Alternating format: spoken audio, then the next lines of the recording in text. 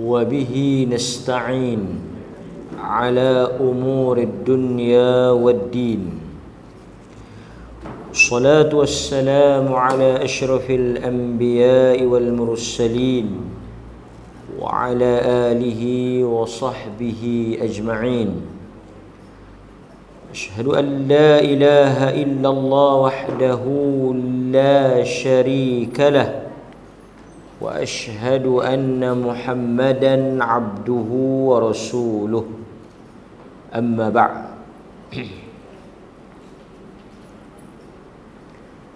Muslimin, muslimat, tuan-tuan dan puan-puan, hadirin, hadirat, dirahmati oleh Allah Subhanahu wa ta'ala. Sekali lagi kita berpeluang dengan izin daripada Allah Azza wa Jal, hadis yang berikutnya yang akan kita bincangkan pada malam ini daripada Abdullah ibn Abbas radhiyallahu anhuma, Allah meridai dia dan ayahnya, daripada Nabi sallallahu alaihi wasallam sebagaimana yang diriwayatkan daripada Tuhannya telah berfirman, innallaha katabal hasanat wassayyiat, sesungguhnya Allah telah menulis, menetapkan kebaikan-kebaikan, perkara-perkara yang dinilai dan dianggap sebagai kebaikan. Allah Azza wa Jal telah menetapkan apa yang baik, yang dihukum sebagai kebaikan atau perkara yang ma'ruf, hasanah, yang disukai oleh Allah, suruhan, ketaatan, Allah dah sebut ataupun Allah dah nyatakan melalui Al-Quran dan hadis Nabi-Nya sallallahu alaihi wasallam. Was-sayyi'at, sayyi'ah, Allah Azza wa Jal bukan sahaja menetapkan perkara yang baik, menentukan apa yang baik, Allah juga menetapkan apa yang dinilai sebagai buruk atau kejahatan. Maknanya ada benda yang Allah Ta'ala kata benda ni baik, benda itu buruk, benda ini disuruh, benda itu dilarang. Ini ketaatan, ini kemaksiatan, ini pahala, ini dosa, ini ma'ruf, ini mungkar, telah dijelaskan oleh Allah Subhanahu wa ta'ala. Baik dan buruk ini ialah pada perkara yang ditentukan oleh Allah. Sebab itu at-tahsin, benda yang baik ataupun benda yang buruk, berdasarkan kepada apa yang dikehendaki oleh Allah. Sebab itu kita tak boleh kata baik kalau benda tu tidak baik di sisi Allah. Kalau benda tu baik di sisi Allah, baiklah. Pasal itu manusia ni dia berbeza. Saya dengan tuan-tuan kita blame. Saya mungkin ada benda yang saya rasa benda tu baik, mungkin pada tuan-tuan benda tu tak baik. Manusia tak sama. Cita rasa dia, pilihan dia, kesukaan dia, pandangan dia, pendapat dia, pilihan dia berbeza. Sebab itu agama dia tak tanya pendapat kita. Benda yang disuruh ni berdasarkan apa yang disukai dan ditetapkan. Innallaha kataba, Allah yang tulis, Allah yang menentukan. Sebab itu bila beragama, melakukan sesuatu berdasarkan kepada ketentuan dan ketetapan Allah. Ada orang dia suka free hair, ada orang dia suka bertudung, ada orang dia suka bebas, ada orang dia suka kahwin, ada orang dia tak suka kahwin, dia suka bersekedudukan. Sebahagian orang dia tak suka kahwin, ada komitmen, tapi dia nak ada pasangan. Sebab itu kita tengok ada trend, sebahagian besar manusia, umpamanya di sebelah barat, di negara-negara orang putih, mereka ada apa yang dikatakan perhubungan berdasarkan kepada kehendak tanpa ada tanggungjawab. Maksudnya tak payah kahwin. Kalau kahwin ni macam mengikat, jadi susah nak bebas. Tapi dia nak, keinginan, naluri nafsu dia tu nak, maka mereka berkesedudukan, tapi tak perlu ada apa-apa ikatan. Mungkin pada penilaian mereka benda ini suatu benda yang baik, sebab manusia boleh, kalau tak suka, bebas, tak payah ada ikatan. Ini apa yang, sebab itu kadang-kadang pelik, manusia boleh nampak contoh. Sebahagian orang dia tak suka makan daging kerana dia rasa menyembelih binatang itu suatu bentuk penyiksaan.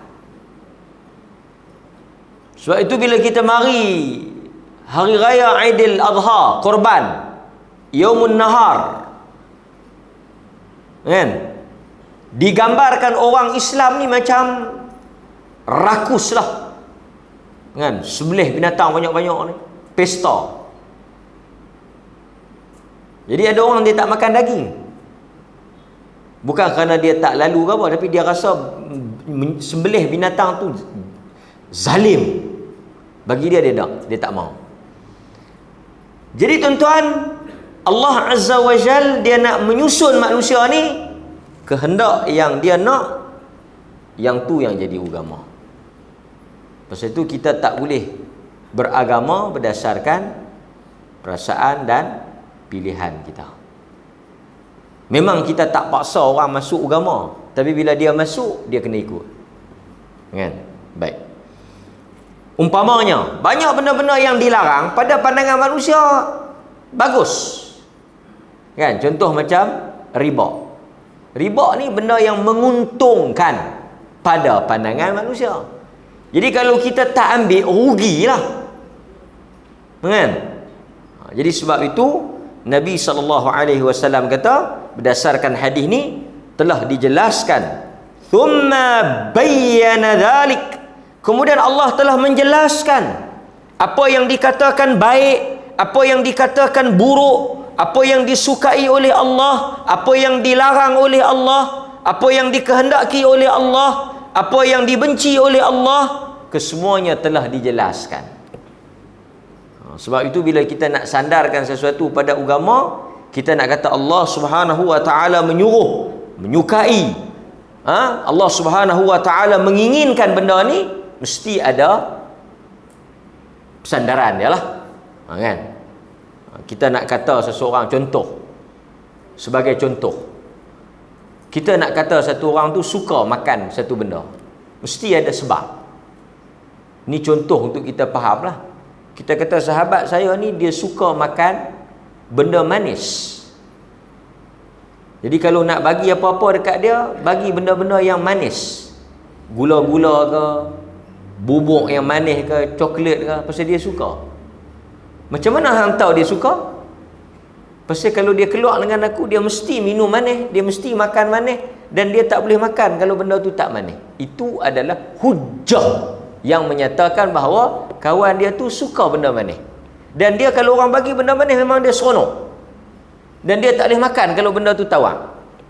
Aku pernah bermusafir dengan dia, dan aku nampak, aku melihat benda tu, jadi kuatlah, dia tahulah apa yang kawan dia suka.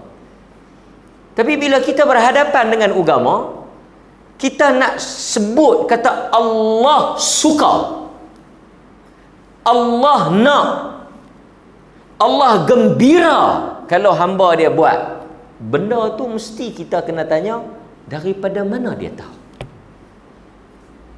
Sebab itu bila kita kata Allah menjanjikan fadilat, Allah akan memberi ganjaran yang besar kerana dia menyukai amalan ini dilakukan. Pertama kita kata Allah suka, Yang kedua, kita kata Allah akan bagi ganjaran. Dua benda ni kita sebut Allah, guna nama Allah, mesti ada hujah. Sebab itu kita kata tadi, benda-benda yang tuan-tuan nak petuakan, nak kempen supaya orang buat ni, tak boleh lari daripada hujah. Kan? Pasal itu Nabi kata, thumma bayyana dhalik, dia telah menjelaskan apa yang dia telah tetapkan sebagai baik dan apa yang telah dia tetapkan sebagai buruk. Apa yang baik dia dah sebut, apa yang buruk pun dia dah sebut. Baik. Faman hamma bihasanatin, sesiapa di antara kamu, maka man, sesiapa di antara kamu, hamma bihasanah, yang mana dia itu telah berazam, berniat dengan niat yang betul, maksudnya dia bersungguh dengan niat tersebut untuk melakukan apa yang Allah suka tadi ni, kebaikan yang Allah Ta'ala suruh tadi ni, katabahallahu lahu indahu hasanatan kamilatan, maka Allah Ta'ala akan tapi falam ya'malha, tertinggal perkataan falam ya'malha, tetapi dia tidak melakukannya, katabahallahu lahu indahu hasanah kamilah. Yang ni level yang kedua, second class. Kalau saya kata second class, kelas nombor 2 mesti ada kelas nombor 1. Kelas nombor 2 apa dia? Sesiapa yang telah berniat, berazam, bertekad untuk nak melakukan sesuatu kebaikan yang disuruh oleh Allah. Kebaikan tu kena ikat yang Allah suruh. Sebab dalam keadaan masyarakat kita ni, dia semangat nak buat baik, yang tu kita tak nafikan, tapi malangnya kebaikan itu ialah kebaikan yang tidak dibuat di atas hujah, sangkaan. Sebab itu kita tengok viral, saya tak pasti di mana, wallahu a'lam, saya tak pasti di mana kejadian tu, tetapi ada video penambahan Sayyidina di dalam laungan azan. Ini yang kita stres, kita tekankan soal kebaikan itu, apa yang Tuhan dan Rasulnya suka, apa yang Allah dan Rasulnya jelaskan. Penambahan Sayyidina di dalam azan. Asyhadu, kita azan macam mana? Asyhadu an la ilaha illallah, asyhadu anna Muhammadar Rasulullah. Ada tak perkataan Sayyidina? Tak ada. Tetapi manusia dia bagi tambah. Azan itulah yang dilaungkan pada azan ni mai mana? Siapa karang azan ni? Azan ni siapa yang susun? Seni kata dia melalui mimpi seorang. Ni kita duk azan puluh tahun ni, tahu tak cuih keluar kat mana?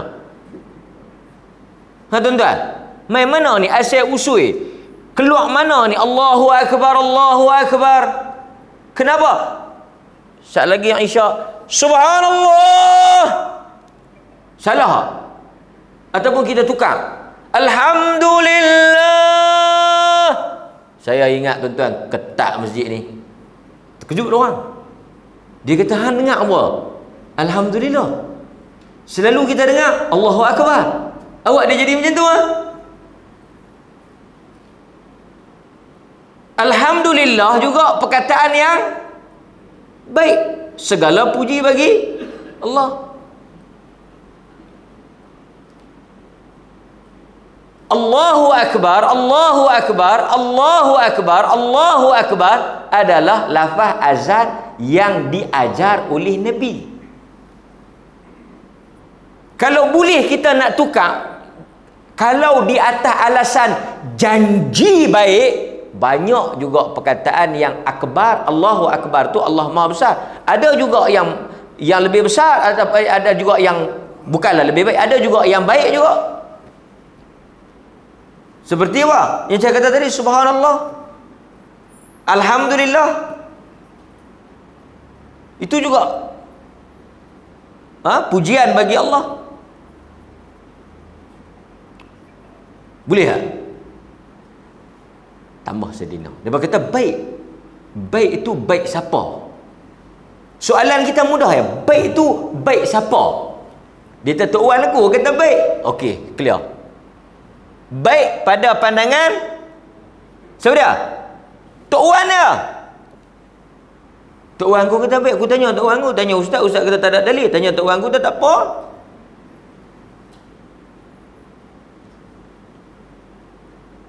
Mudah ya agama, bukan apa ya? Agama yang asas dia tu. Siapa kata baik? Bila tuan-tuan nak buat, orang kata benda ni baik, kita akan tanya, siapa kata baik? Pasal manusia punya saya kata tadi tak sama. Tuan-tuan pergi di Kelantan, orang Kelantan kalau dia nak makan, dia akan buh gula. Benda tu gula tu atas meja. Dia akan buh gula pula. Walaupun dah gula, dia buh pula gula. Pada pandangan dia benda tu apa dia? Bagus ya, sedap. Cuma dia tak kata wajib ya. Dia dah hambur gula. Hambur tak berdosa. Dia tak. Tapi bagi kita ada berbeza pasal soal dunia. Pasal tu tuan-tuan bahaya kalau kita duk guna baik-baik sangat ni. Apa salahnya baik? Apa salahnya baik? Nampak tak? Pasal tu kita tak guna hujah apa salahnya baik. Soalan apa salahnya baik tu salah dah. Sebab kita akan tanya benda tu baik. Baik siapa? Benda ni asal banyak kali kita ulang. Tapi dalam duk ulang tu banyak orang tak faham. Bila tuan-tuan tanya apa siapa baca ni? Wah, salah tak? Baik apa? Okey. Bila dia sebut saja perkataan baik tadi ni, tuan-tuan akan tanya soalan nombor 2, siapa kata baik? Dia kena jawab. Pasal kita nak kata bila benda tu agama, dia kena bagi tahu siapa yang kata baik tu.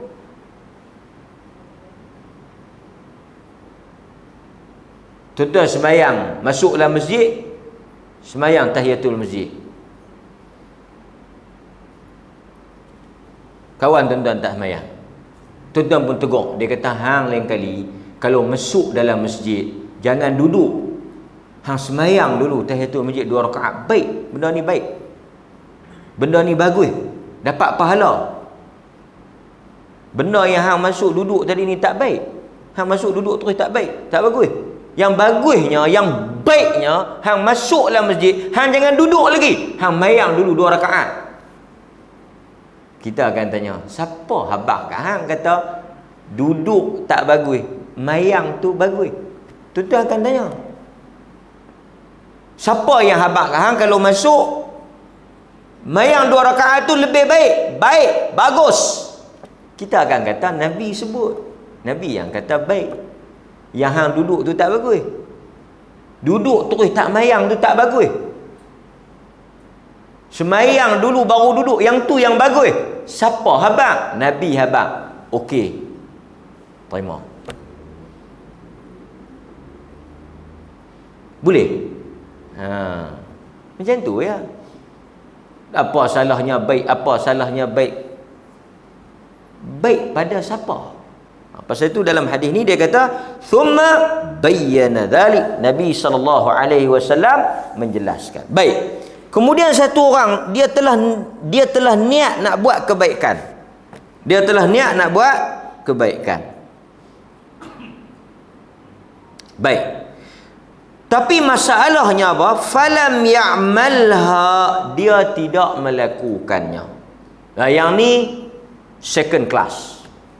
Kelas yang bawah sikit, nombor 2. Nombor 1 ialah orang yang berniat untuk melakukannya dan melakukannya. Yang terbaik apa dia? The bestnya apa? The bestnya dia niat dan dia berjaya buat benda tu. Nombor 1, orang yang niat dan dia berjaya menunaikan hajat dan niat dia. Nombor 2, orang yang niat tetapi tidak berhasil untuk melakukan perkara tersebut. Pasal apa? Pasal orang yang buat ni, Nabi kata tengok, siapa yang niat untuk dia buat baik, dia tak buat, dia dapat 1. Tapi orang yang niat dan buat dapat apa?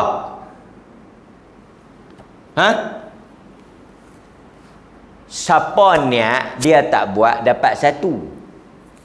Niat, tak buat, lam ya'mal, dia tak melakukan benda tu, dia dapat 1.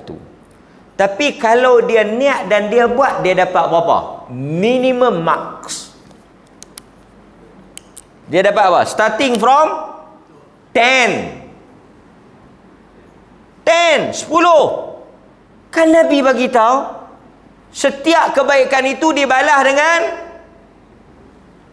tuan-tuan, insya-Allah saya akan bawa keluar satu ayat nak bagi ingat ni, tapi tak ada nak buat. Nanti Jumaat pula tuan-tuan cari saya.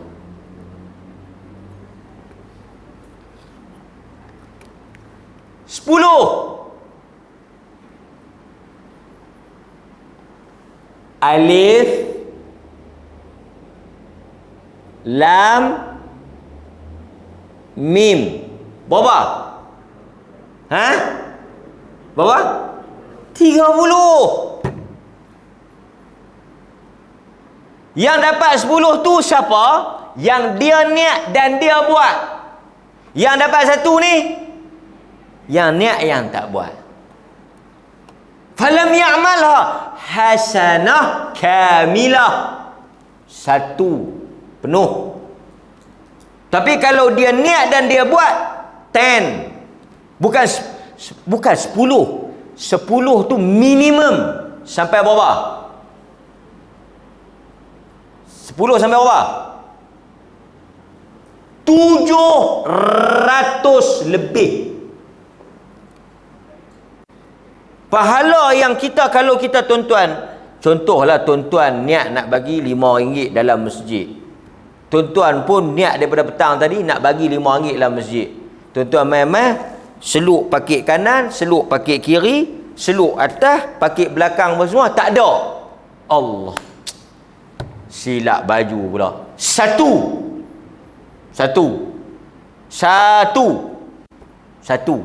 Penuh. Esok mai seluk-seluk ada. 10 sampai 700. Lebih. Ila 700 dha'f. Boleh tak? Tapi dia kata kalau 1 untung. Pasal apa? Pasal tak keluar apa.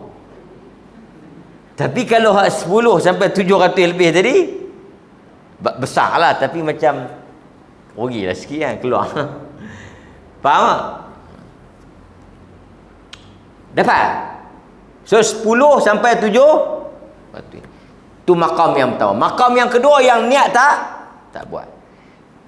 Yang makam bawah sikit ni, nanti kita akan tengok yang mana dia niat jahat tapi dia tak buat. Dia pun dapat pahala. Lepas tu kita akan tengok sekali lagi yang niat jahat dan dia pergi buat jahat tu.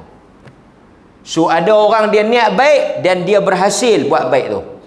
Ada orang dia niat baik tapi dia tak boleh nak memenuhi, dia tak boleh menunaikan kebaikan itu. Kan? Beza tahu mana? Pahala. So walaupun kita tahu kata Tuhan besar rahmat dia, tak buat pun dapat. Tapi kita kena tahu kita di dalam kerugian. Jangan duk seronok. Sebenarnya kita dalam kerugian. Kan? Kecuali kita bersungguh-sungguh nak bagi penuh buat apa yang kita niat. Baik. Hadis ni tuan-tuan, dia kata apa? Fa in huwa hamma biha fa'amila katabaha Allahu lahu 'indahu 10 hasanat ila 700 da'f. Nampak? Kalau dia buat, dia dapat 10 hingga 700 lebih. So pahala ni kita tak tahulah, kita tak boleh kata tepat, tapi ada. Tapi orang yang niat dan buat dengan orang yang niat tak buat berbeza. Tak bolehlah sama kan, berbeza. Baik, wallahu taala a'lam. Okey. Hadis ni juga tuan-tuan hadirin mukminin, dia sama juga dengan satu lagi hadis yang diriwayatkan oleh Abu Hurairah. Tadi daripada siapa? Abdullah ibnu Abbas. Yang ni diriwayatkan daripada Abu Hurairah di dalam Sahih Bukhari. Mari kita tengok. Apa dia? Dia lebih kurang. Abu Hurairah kata, dalam hadis ni Nabi SAW bersabda daripada Tuhannya, "Idza arada 'abdi an ya'mala sayyi'atan." Apabila satu orang hambaku dia berniat, arada dia berhajat, dia berkeinginan, dia berniat untuk melakukan sayyi'ah, dosa. Apa kata Allah pada malaikat? Kita malaikat ni yang duk tulis kiri kanan ni, kita selalu kata raqibun atid. Memang dalam Quran pun kata raqibun atid. Tapi dia bukan nama malaikat. Tuan-tuan kena perbetul sikit fakta ni. Raqib adalah sifat kepada malaikat yang tulis tu. Nama dia yang betulnya kita tak tahu. Cuma Allah kata ada raqib, ada atid. Ma yalfidhu min qaul illa ladaihi raqibun atid. Tidak ada suatu perkataan yang keluar daripada mulut kamu melainkan di sisinya ada raqib atid. Di kalangan ulama mereka menyatakan raqibun atid adalah sifat malaikat. Raqib artinya yang mengawasi, muraqabah. Pasal itu kita akan mengaji nanti dalam tajuk berhubung dengan diri kita ni, iaitu muraqabah, merasa diawasi. Muraqabatullah, merasa diri kita ni diawasi oleh Allah. Kan? Artinya Allah Subhanahu wa taala memantau, memerhatikan kita, maka kita akan rasa takut. Dia panggil muraqabah. So raqib bukan malaikat, bukan nama dia malaikat macam Malik, kan? Itu nama dia. Jibril, Mikail, Israfil, itu nama mereka. Tapi raqib ialah sifat malaikat tu, bukan nama dia. Itu yang disebut oleh para ulama. Cuma kita nak habaq kat tuan-tuan, adalah malaikat yang duk tulis tu. Tak apalah kalau kita tak tahu pun, bukan tak ada, ada, tapi tak tahu nama apa. Cuma dia ada. Kata Allah Azza wa Jalla kepada malaikat ni, fala taktubuha alaihi hatta ya'malaha. Jangan tulis lagi. Allah Azza wa Jalla kata dekat malaikat tu, idza arada, apabila abdi an ya'mal sayyi'ah, apabila hamba aku nak buat jahat. Tuan-tuan duduk rumah duduk niat nak buat jahat, nak pergi mencuri ke, nak pergi berzina ke, nak pergi berjudi ke, nak pergi apa ke, Allah kata fala taktubuha, jangan tulis lagi. Nampak? Jangan tulis lagi. Hatta ya'malha, sehinggalah hatta ya'malaha, sehinggalah dia pergi buat benda tu. Macamlah hadis tadi ni, siapa yang niat untuk buat jahat, dia tak buat, falam ya'malha, Tuhan tulis bagi dia pahala. Tapi dalam hadis ni apa dia? Allah kata jangan tulis lagi. Pasal tu tuan-tuan, niat ni dalam urusan akhirat diambil kira. Diambil kira ni mestinya apa? Diambil kira ni apa? Tuan-tuan, niat saja dah ada di sisi Allah catatan. Baru niat. Tapi kalau dalam urusan dunia tak kira lagi. Contoh macam ni. Macam mana kita nak faham? Satu orang, kita nak beza urusan ukhrawi, akhirat dengan urusan dunia. Ni tuan-tuan dengar elok. Katalah satu haji ni, kita buatlah nama Haji Ali. Haji Ali ni dia duk niat, dia nak bagi tanah ni dekat masjid. Dia niat. Dia kata saya ni berniatlah, saya ingat saya nak bagilah tanah wakaf pada masjid. Dia duk sebut dia niat nak bagi, dia nak bagi. Tapi dia tak bagi. Dia tak sebut kata dia nak bagi. Dia duk sebut, dia kata saya niat nak bagi. Saya ingat nak bagilah. Saya hasrat saya nak bagilah. Saya duk fikir kata tanah ni pun saya tak guna. Tapi saya ingat nanti insya-Allah saya nak bagilah. Lepas selesai apa ni saya nak bagi. Dia duk sebut nak bagi. Tapi dia tak bagi. Okey. Akhirat dapat tak dapat? Dapat. Siapa-siapa sahaja yang niat untuk melakukan kebaikan, dia niat wakaf, dia niat sedekah, dia niat infak, dia niat apa, ukhrawi, akhirat dia dapat. Saya niat nak buat kenduri kat budak tahfiz, saya niat nak buat kenduri kat budak tahfiz. Budak tahfiz tu daripada masuk tahfiz sampai keluar tahfiz tak makan-makan juga kenduri dia. Saya niatlah nak bawa ustaz pergi makan ikan bakar. Saya niatlah ustaz nak bawa ikan bakar. Saya niatlah nak bawa ustaz pergi di rumah saya. Saya niatlah. Sampai mati ustaz tu tak makan ikan bakar dia. Ramai bila berjumpa dengan kita, ish saya. Ish tu. Tak apalah. Yang tak niat ni selalu buat. Tapi dia dapat tak? Dia dapat. Tapi boleh tak pihak masjid pi ambil tanah tu? Boleh tak? Tak boleh. Tu saya kata ukhrawi on, akhirat. Pak saya ustaz dia nak bagi, tak bagi macam mana? Dia dapatlah pahala tu di atas niat tu. Tetapi dalam urusan dunia, wakaf tadi tak cukup syarat dan tak sah. Kerana dia belum lafaz kata dia nak bagi secara pasti. Pasal wakaf kan ada al-waqif, mauquf alaih, kan? Mauqif apa semua orang yang wakaf, orang yang nak diwakafkan, harta yang nak diwakaf, akad, sirah, lafaz, ijab, qabul apa semua tu ada, tak memenuhi syarat. Kira syarat-syarat nak wakaf tu tak cukup. Tak boleh jadi harta wakaf, tak sah, tak jadi, tak wakaf lah. Dunia artinya dari sudut hukum tak sah, tapi akhirat dia ada pahala. Dia ada pahala. Baik, nampak? Kita ada niat nak beli barang, tapi tak pi beli, tak pi. Aku beli nah, saya jual nah. Kita duk niat nak pergi meminang. Kita baru niat nak pergi meminang. Dia jadi tak tunang kita? Dia kata pasal apa hang pergi minta perempuan tu?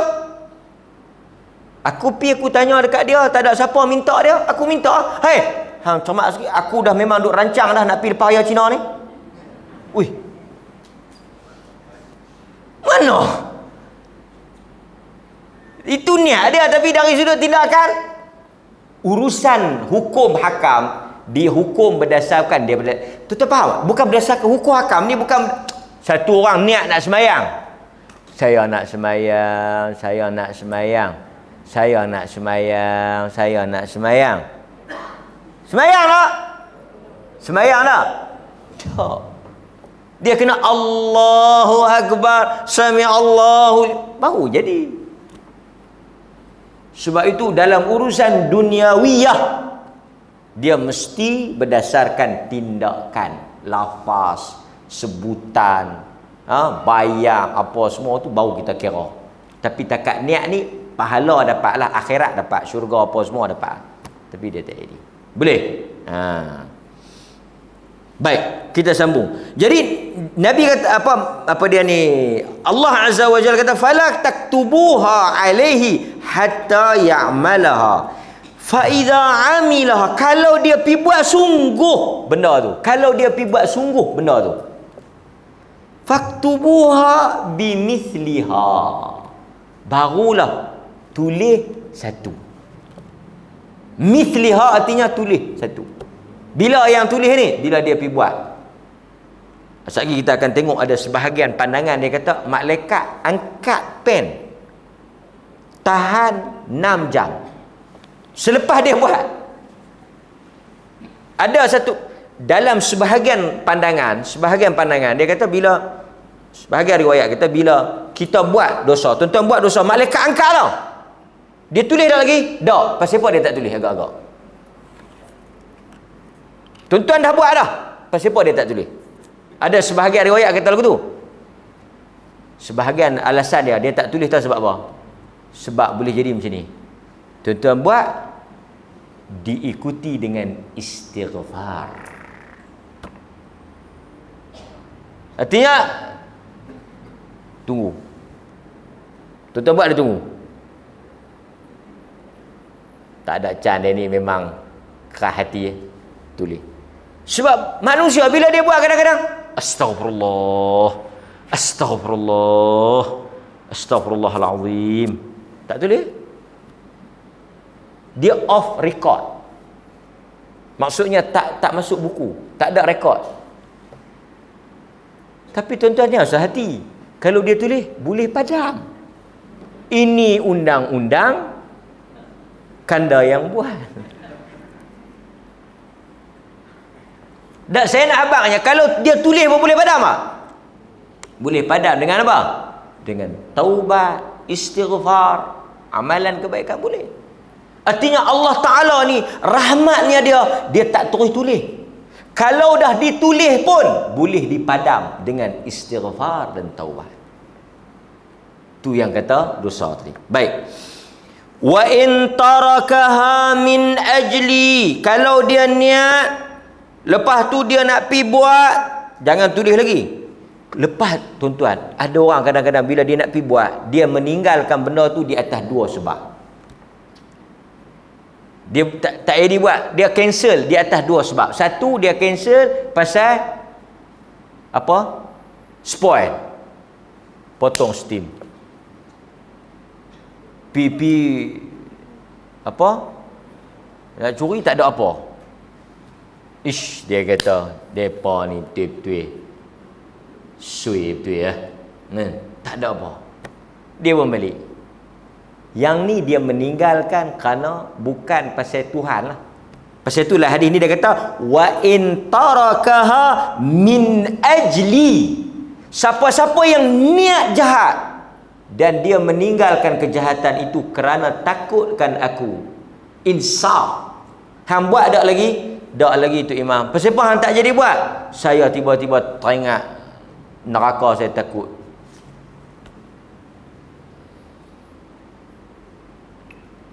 Saya tak tahu lah, tapi ada siapa tak kata. Dia kata apa? Kita tanya anak kita, pasal apa abang sembahyang? Abang takut Allah azab masuk neraka.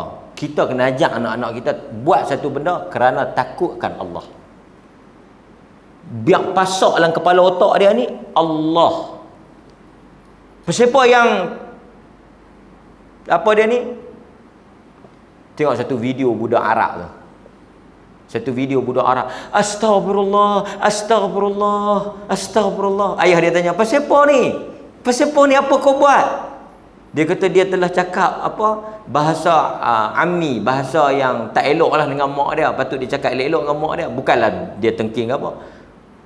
Dia astagfirullah. Artinya dia berjaya ditanamkan takut Allah. Semalam saya duduk bersembang. Habis baru bersembang. Ada orang dia seronok.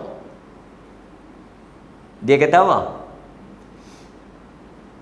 Dia kata budak-budak kok kampung ni semua pakat duk semayang lah ni. Awak lepas depa tengok hantu ni. Jadi janganlah tutup hantu ni.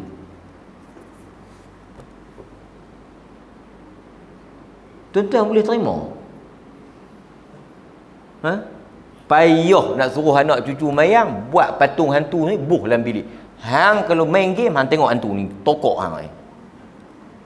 Pemikiran lagu mana yang kita mau mengasuh anak bangsa kita, anak ni cucu kita membesar dalam keadaan dia pergi takut hantu.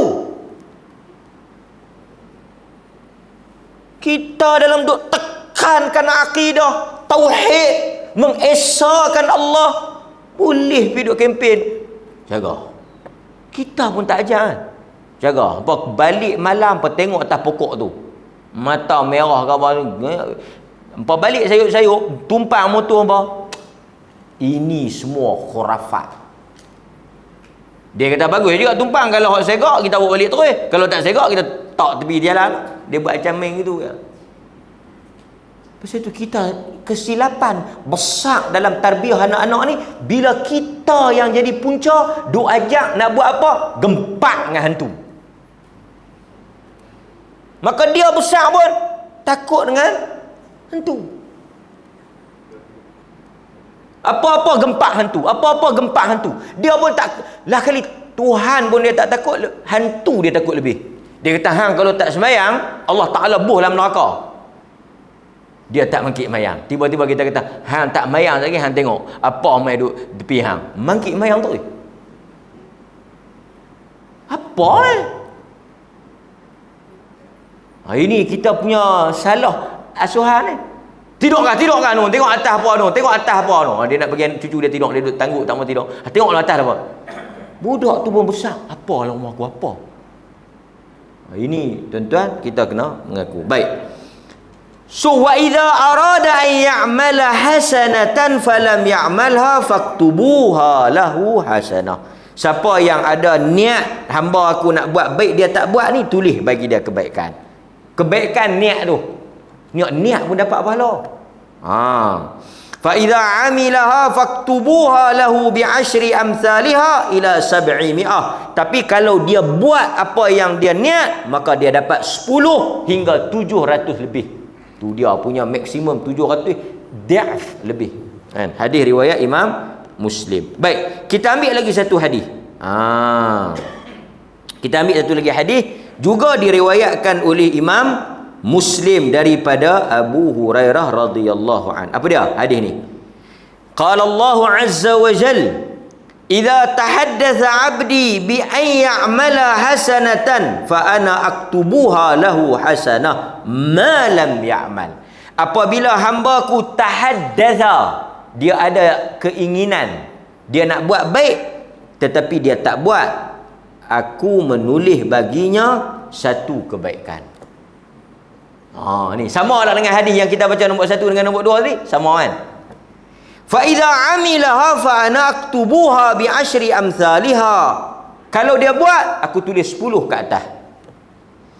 Wa idza tahaddatha bi an ya'mala sayyi'ah, tapi bila dia bercita-cita, dia tahaddatha, dia ada keinginan untuk buat jahat, fa ana aghfiru laha fa ana aghfiruha lahu ma lam ya'mal. Tuhan kata apa?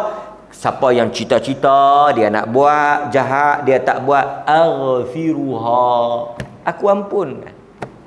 Pasal dia tak buat lagi, dia baru niat nak buat. Okey tuan-tuan, kena bagi beza sikit. Satu orang dia niat nak mengumpat. Dia pun pilah tempat yang dijanjikan. Weh, petang ni jangan lupa bawa buka asam, pukul 5 pasang, mayang luar asam. Banyak tajuk banyak cerita. Hamai siap. Kita pun buat kerja apa semua. Abang pasang yang duk kacau, kami ada mesyuarat. Dia tak ada orang. Yang tukang cerita kena COVID, kuarantin 2 minggu. Yang lain pun anak balik lah apa semua. Tak edit. Dia pun tunggu-tunggu WhatsApp. Mana hampa ni? Aku tunggu lama dah. Cancel. Tak edit. Dia pun patah balik. Bini dia, lelaki dia kata, awal balik. Kata nak balik lepas maghrib. Mereka pakat tak main. Dia dapat dosa? Dia dapat ke tak? Dia dah dapat lah. Hak ni. Pasal dia dah mula bertindak. Dan dia balik tu pasal apa? Pasal tak ada geng. Macam-macam lah kan. Yang orang cancel dia punya planning tu pasal faktor luaran, bukan faktor dalaman. Kan, dia pipi tengok, line tak clear. Kan, patah, okey, cancel, line tak clear. Dia nak pergi mengendak kawan tu, tengok-tengok pok kawan tu duk ada, line tak clear. So depa ni dapat. Yang duk niat tak dapat ni siapa dia? Yang dia niat dan dia tak bertindak ke arah itu. Artinya baru dalam fikirannya. Dia duduk dalam bilik renung apa mau kata boleh pi Siam ke contoh. Mau kata boleh duit kena ekor ke, mau boleh pi tikap isyok. Dia tak ada buat apa, dia duduk merayap je. Yang ni tak ada. Pasal itu kalau kita tengok ada hadis Nabi SAW sebut yang diriwayatkan oleh Al-Imam Al-Bukhari, Nabi kata innallaha tajawaz an ummati ma haddathat bih anfusaha ma lam ta'mal atau tatakallam. Allah Ta'ala tajawaz, memaafkan, mengampunkan apa sahaja yang umat aku haddathat, dia baru duk berayan, dia baru duk fikir, dia baru duk dalam anfusaha, dalam diri dia. Innallaha tajawaz an ummati ma haddathat, apa sahaja yang daripada umat aku yang dia baru duk cita-cita selagi mana apa? Ma lam ta'mal. Syarat pertama dia tak buat. Yang kedua tatakallam, dia tak cakap.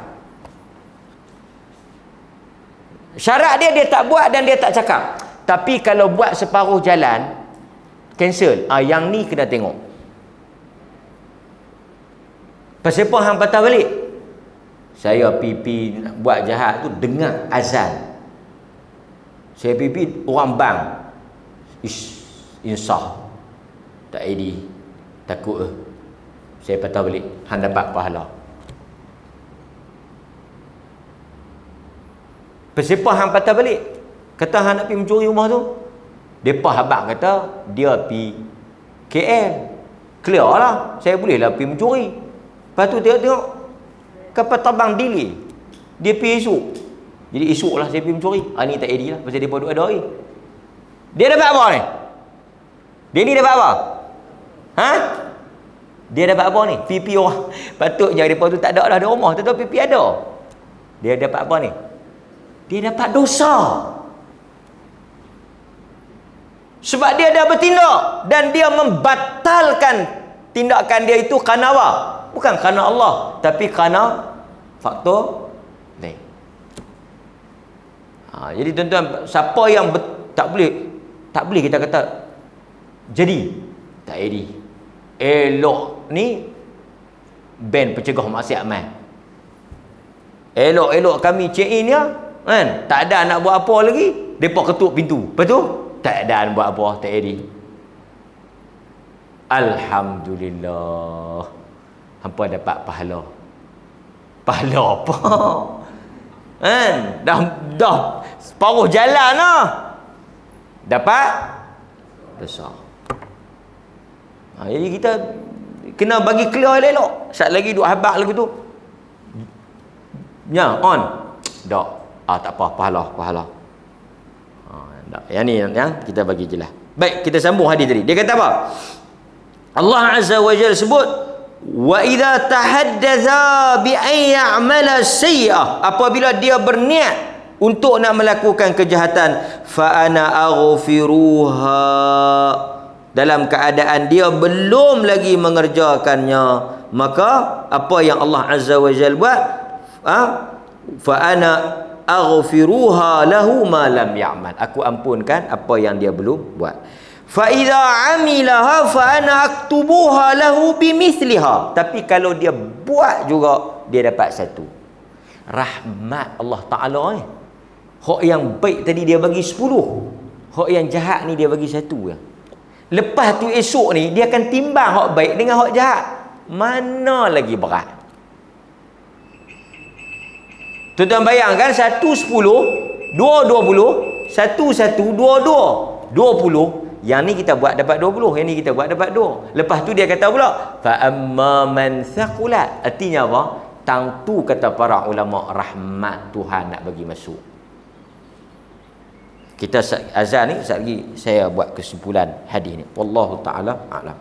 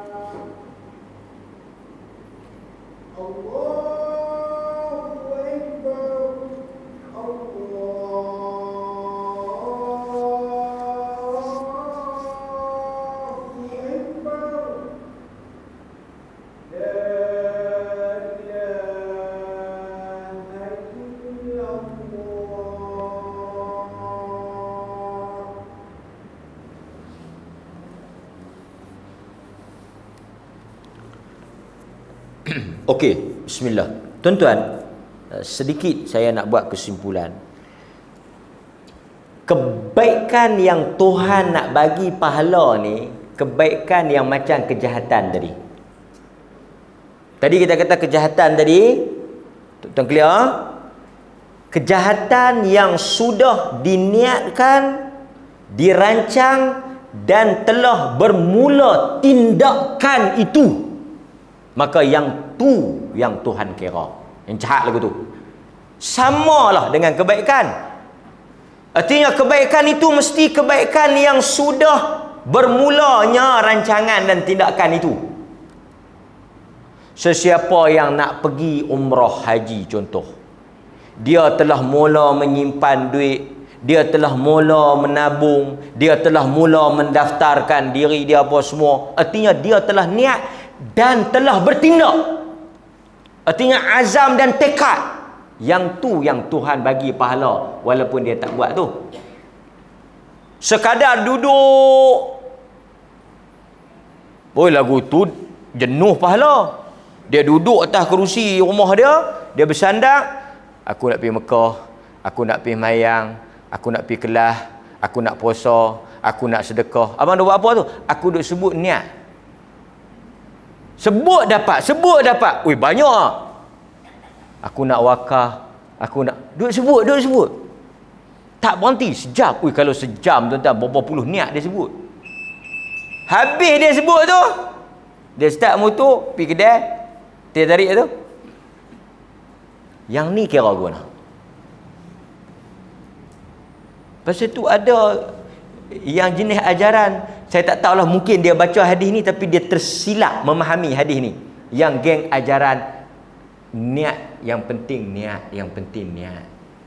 Dia tak, aku tengok hang duduk kedai tak balik-balik pada pagi sampai ke petang tak mayang.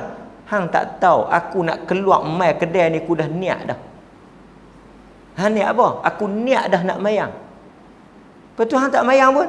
Innamal a'malu binniyat. Yang penting niat. Hang dapat tak? Aku dapat dah. Yang ni dapat tak? Dah. Sebab itu saya kata tuan-tuan, niat yang apa? Niat yang betul. An-niyah as-sadiqah. Niat yang betul ni. Niat yang benar ni, macam mana nak tahu niat betul, niat tak betul? Contoh orang niat betul macam ni ya. Niat hak betul. Janji dengan kita pukul 9. Pukul 10 dia tak sampai. Kita telefon dia. Oi, hang duk tang mana pukul 10 ni? Janji pukul 9. Dia kata, hang ni sebelum nak marah aku, hang boleh tak patah balik main ambil aku ni duk tang tengah perjalanan dah ni. Aita rosak. Yang ni niat betul. Betul? Aku tak tahu nak boleh sampai, tak boleh sampai ke, ingat cancel ke, esok kita jumpa lain. Yang ni dia niat betul. Tapi kita janji kita pukul 9, pukul 10 kita telefon. Hang duk tang mana ni? Sejam dah aku telefon hang ni. Aku tunggu hang ni. Dia tahu aku baru nak mandi, macam mana ni? Yang ni tak tahu sembangmu. Kita boleh tahu dah tuan-tuan. Sebab itu satu orang, kalau kata niat boleh pahala tuan-tuan, jenuh. Satu orang dia tidur pukul 1. Abang tukar rokok, dia balik-balik lewat apa semua, sembang burung kedai kopi apa semua. Pukul apa abang balik? Pukul 1. Tu nak tidur orang aku nak main tahajud pukul 3. Ish. Bini dia kata, daripada muda sampai ketua tak berhenti-berhenti cakap bohong. Bini dia kata. Artinya dia bohong. Niat dia tu bohong. Tapi kalau satu orang lapang isyak pergi duduk leno, kan, kunci jam, tak mangkit. Yang ni yang niat betul tu. So kita boleh tahu, boleh ukur di mana kesungguhan pada niat tu berdasarkan pada tindak tanduk dia. Bukan semua niat baik kan boleh. Niat baik yang benar-benar dia azam nak buat. Tapi terhalang. Tapi dia dah mula bertindak. Pasal itu tuan-tuan, banyak kalau kita jumpa dengan orang ni, macam saya kata tadilah, dia niat. Tinggallah niat tu sebagai niat. Ini satu perkara. Dan yang terakhir, saya juga suka mengingatkan diri saya terlebih dahulu dan tuan-tuan.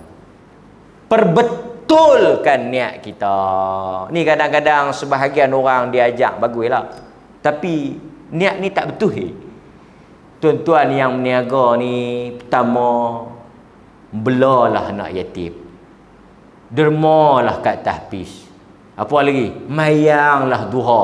Allah Ta'ala akan bagi murah rezeki kita, niaga kita laku, kedai kita laris. Jadi dia buat itu atas niat apa? Niat apa?